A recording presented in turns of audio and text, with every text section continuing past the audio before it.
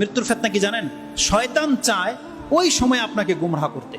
এই জন্য রাসূলুল্লাহ সাল্লাল্লাহু আলাইহি সাল্লাম যখন জেনেছেন যে মৃত্যুরও ফিতনা আছে, তাই তিনি এমন কোন সালাত আদায় করেননি যেই সালাতে তিনি মৃত্যুর ফিতনা থেকে আল্লাহর কাছে আশ্রয় না চেয়েছেন। ইমাম মুসলিম সেই হাদিসটাকে কোট করেছেন যে রাসূল সাল্লাল্লাহু বলেছেন, যখনই তোমরা শেষ তাশাহুদে বসো, তাশাহুদ দরুদ শেষ হয়ে যাওয়ার পরে তোমরা চারটা জিনিস থেকে অবশ্যই আল্লাহর কাছে আশ্রয় চাইবে। তার একটা হচ্ছে আল্লাহুম্মা ইন্নী আউযু বিকা মিন ফিতনাতিল মাহইয়া ওয়াল মামাত। আল্লাহ, আমি তোমার কাছে জীবন এবং মৃত্যুর ফিতনা থেকে তোমার কাছে আশ্রয় চাচ্ছি। এটা অত্যন্ত জরুরি। মৃত্যুর ফিতনা থেকে যে ব্যক্তি আশ্রয় না চাইবে সে মৃত্যুর ফিতনায় পতিত হয়ে যেতে পারে। ওই সময় আল্লাহ সুবহানাহু ওয়া তাআলাকে সে গালি দিয়ে ফেলতে পারে। ওই সময় সে মুখ দিয়ে কালেমা নাও বেরোতে পারে, সে মুখ থেকে যা ইচ্ছা তাই বেড়ে যেতে পারে। শয়তান তাকে বিভ্রান্ত করবে।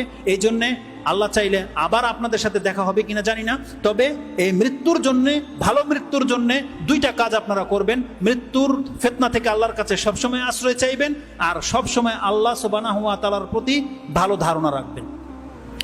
আল্লাহ আপনার সাথে যা কিছু করেছে আপনি মেনে নেন যে আল্লাহ, আমি তোমার উপর সন্তুষ্ট। মৃত্যু পর্যন্ত আপনি আল্লাহর উপর সন্তুষ্ট থাকেন এবং আপনি আশা রাখেন ইনশাআল্লাহ হলে যে আল্লাহ আপনাকে ক্ষমা করবে।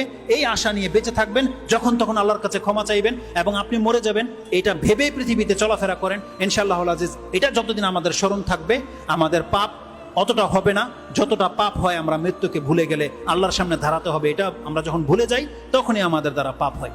যেই বিপর্যয় সারা পৃথিবীতে ছড়িয়ে আছে, আল্লাহ তুমি আমাদেরকে সেই বিপর্যয় থেকে মুক্ত করে দাও।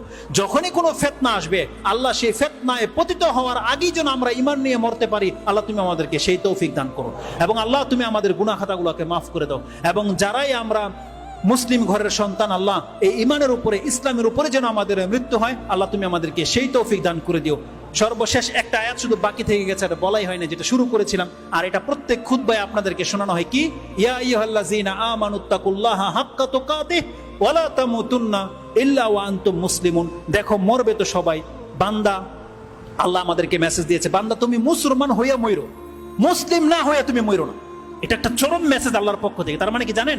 আপনি যদি মুসলিম হয়ে মরতে পারেন, আল্লাহ ওয়াদা করেছে বান্দা তোর পাপগুলোকে মাফ করে দেব। কিন্তু শর্ত হচ্ছে আমাদেরকে মুসলিম হইতে হবে। ইসলামের বিপক্ষে কোনো কথা বলবেন না, আল্লাহ এবং কোরআন রাসূল ইসলামের বিপক্ষে কোনোদিন পদক্ষেপ নেবেন না। আমাদেরকে মুসলিম হয়ে মরতে হবে, তারপর আল্লাহর কাছে ক্ষমার আশা করতে হবে। আল্লাহ সুবহানাহু ওয়া তাআলা যেন আমাদেরকে ক্ষমা করেন। ইয়া রাব্বুল আলামিন, সুবহানা রাব্বিকা রাব্বিল ইজ্জাতি আম্মা ইয়াসিফুন ওয়া সালামুন আলাল মুরসালিন আলহামদুলিল্লাহি রাব্বিল আলামিন। আসসালামু আলাইকুম ওয়া রাহমাতুল্লাহি ওয়া বারাকাতুহু। মৃত্যুর ফিতনা কি জানেন? শয়তান চায়